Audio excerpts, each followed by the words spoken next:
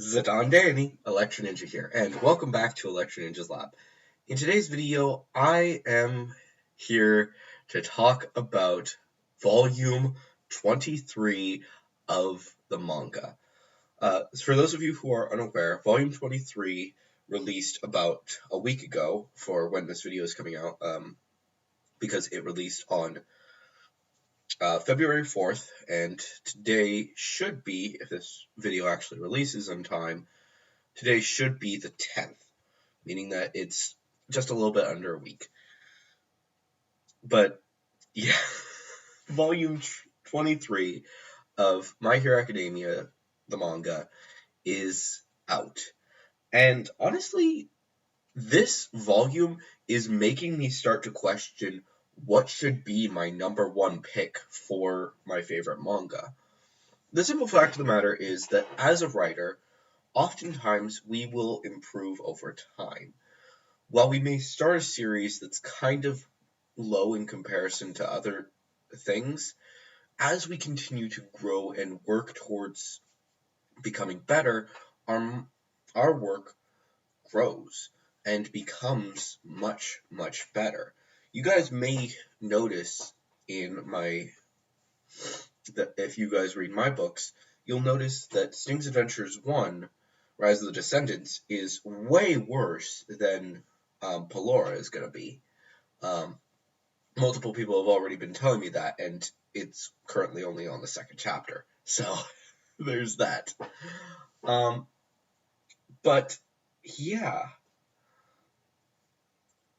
Volume 23 really did make me start to question if maybe My Hero Academia should be regaining its spot as my number one favorite manga. Because honestly, this whole story is honestly amazing. Volume 23 concludes what I would call the battle arc. Basically, for those of you who aren't caught up with the manga, shortly after the current arc in the anime, there is an arc going on where Deku is going through some weird issues with his quirk. This gets accentuated into the battle arc. Basically, Class 1A and Class 1B have to go head-to-head in combat, 4-on-4, except for one match each, where Class 1A starts off with 5 team members, and Class 1B has 4, and the same goes for the 5th match, where it's Class B gets the extra member, while Class A gets the 4 members. The reason for this is actually due to the fact that Shinsel, the purple-haired guy from the whole tournament arc, is back, and they're actually trying to figure out if he should be joining Class 1A or B, because he's honestly grown as a person and he wants to be a hero. His quirk is more suited to be a hero than they give him credit for. The only problem is that he's, well, not really able to really succeed at the one match that kind of decides whether or not you can be a hero. And that is honestly insane to think about. But the point is that Volume 23 concludes this arc by having the final battle between Deku and Shinso, as well as the rest of Class 1B.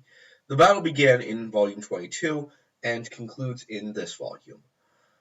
And it also reveals that Deku actually has multiple quirks.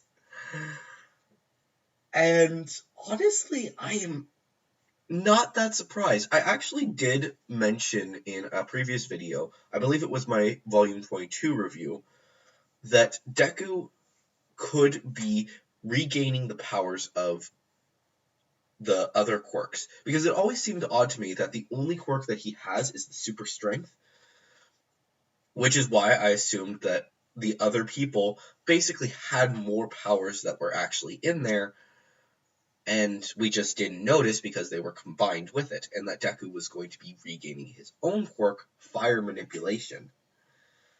But we've actually found out that that is not the case. There are actually 6 quirks, different quirks that we have not seen at all in this whole series.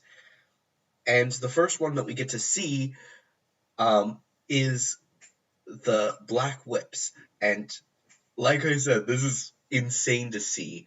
And Deku grows stronger. Now, I will be talking more about this quirk in a future video because I have a lot of theories about it, and I think you guys are really going to enjoy what is going to happen. But that is the majority of this arc. There's a few more battles and stuff like that. A few things where Class 1A and Class B are working together. But then it begins another arc. I would like to say that this is possibly going to be continuing the arc that we've already started, but it's possible that this point is going to be the halfway point of next season. If they continue the way that they appear to be going, where 2 arcs per season. This season seems to be going for an ending with the festival arc, and that is honestly fine. Having the festival arc be the end of this season would be a fantastic way to conclude the season, and honestly, having a bunch of fun with your classmates, it can be a lot of fun, and it's an important part of this arc.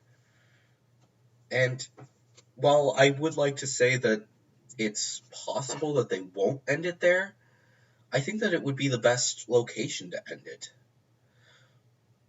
By concluding in this arc, we get a good break, and things can continue as normal. But like I said, this begins a new arc. An arc that I will be calling the villain arc.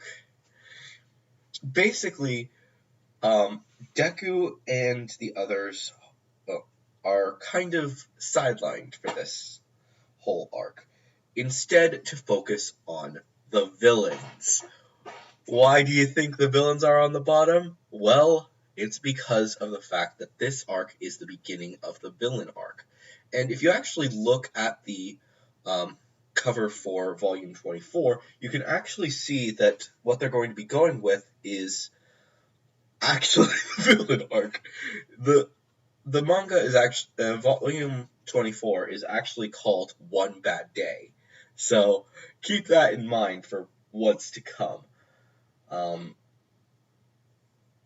But needless to say, this whole thing is insane.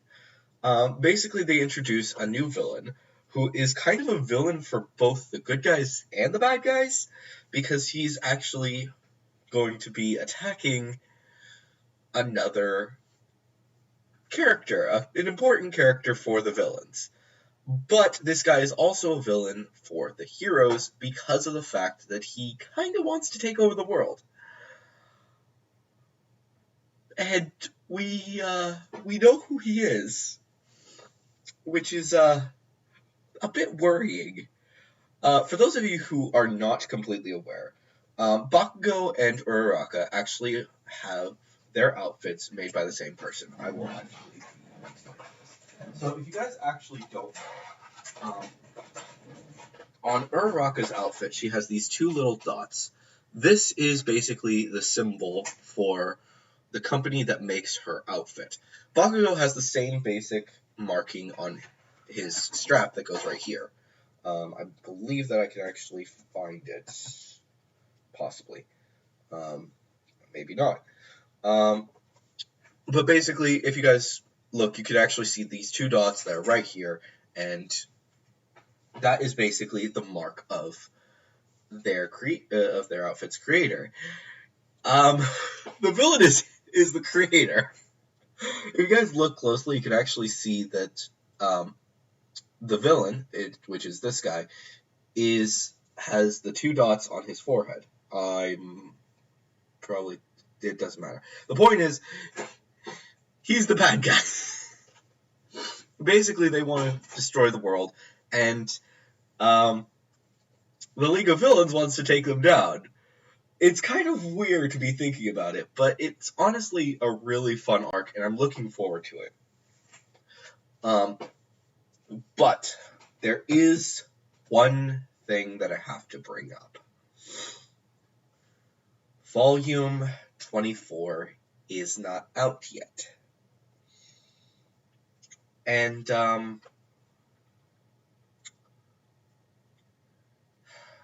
there's a lot to come for this arc. A lot of battles between the League of Villains and a few other characters. But what people may not know is that over on the Twitter, the My Hero One's Justice 2 Twitter, Bandai has given us a new trailer. This was actually released exactly 1 week ago, with basically revealing the a new outfit for Shigaraki. Now, under normal circumstances, this isn't really a bad thing. Having Shigaraki have a secondary outfit without his mask, it's cool. Him fighting without his mask, cool, that sounds awesome. And so on and so forth. But then the problem ensues. For those of you who have not read the manga, you may not really think too much about it. You may think, oh, cool, Shigaraki without his mask, no big deal. It's just another outfit. Maybe they're just having some fun with it. But by reading the manga, you actually realize that the video game is going to go a lot further than we thought. You see, the last scene in that trailer shows Shigaraki standing over someone. This scene has not been seen. This is clearly a story trailer, meaning that the characters we're going to be playing as the villains, at least to a certain extent. And for their story, they do that. This isn't necessarily a problem, but here's the thing. That is in volume 24 of the manga, which in Japan, yeah, they're in volume 25, no big deal. But for us, we're only on volume 23 and won't be getting volume 24 until June of this year, with volume 25 possibly not coming out until later in the year. I don't know the exact date, but it's gonna be a while. Now, the reason that this is important is because of the fact that with volume 24 and eventually 25, it's fine to have them, but the simple fact of the matter is that this game comes out in March. And if they're going to go to that point in the game, then they're spoiling a lot of things for fans who are still just on the anime. And believe me, there are a lot of people who only watch the anime. And I might not be one of them, but I know that a lot of people are. Probably a lot of you guys are. Now, obviously, over in Japan, they are a lot more into reading manga than watching anime. It's just a fact. They'll still watch anime to a certain extent, but for the most part, most people get introduced to stories through the manga, with occasionally getting introduced through the anime. And that's honestly a great system. But over here in the United States, that's not the case. So if they're going to be doing that far, it's worrisome. Right now, the anime is kind of concluding up. Not completely, but like I'll be explaining in tomorrow's video, this the latest episode goes to about here in the in volume 19. The entire season ends in volume 20. People, Labrava and the gentleman criminal, the two of them don't get defeated until volume 20, and that is the conclusion. Most likely they will be going a little bit further by going into 21 with a little bit of the stuff about the heroes, but that's it. That's the end of this season. Meaning that this game is going to be going further. But if they are going to do that, what I do suggest for them is to actually do something that will probably get me hated by certain fans. Don't give us that stuff right away. The reason I say this is because of the fact that even though this stuff is actually taking place simultaneously with what has been going on since volume 20, about volume 20 and 21, this latest stuff that has just been revealed is happening between that time. Between volume 20 to volume 23. And that's honestly fine. But the fact of the matter is that if they are going to do this stuff, it's going to spoil things for the fans who are anime only. So I would suggest that they give us that stuff as DLC once it has been actually caught up with in the anime. The main reason for this is so that fans who are anime only don't necessarily get spoiled of what's to come. They don't necessarily have to do it, but honestly, I think a lot of fans would actually appreciate it because the game is not the best at telling the story. It really isn't. But that is actually the end of my thoughts on Volume 23, as well as a little bit on the actual video game that's coming. Like I said, there is a lot of stuff to talk about, and I will be talking more about these two in a future theory video, but that's going to be next week. So, yeah. But I will be continuing to talk a little bit more about Volume 23, as well as a little bit more throughout the next few weeks, including Volume, as well as the primary thing that's going to be happening this week is I'm actually going to be doing on Wednesday. On Wednesday, I'm going to be doing a theory about Deku's other quirks. So definitely look into that and be excited. But anyways, guys, hopefully you have enjoyed this video. If you have, please leave a like. Leave your theories and comments down in the comments below. Of course, if you are going to leave a theory, make sure to use the hashtag #TheoryReview. But anyways, guys, hopefully you have enjoyed this video. I have been Electro Ninja, and I'll see you guys next time. But on!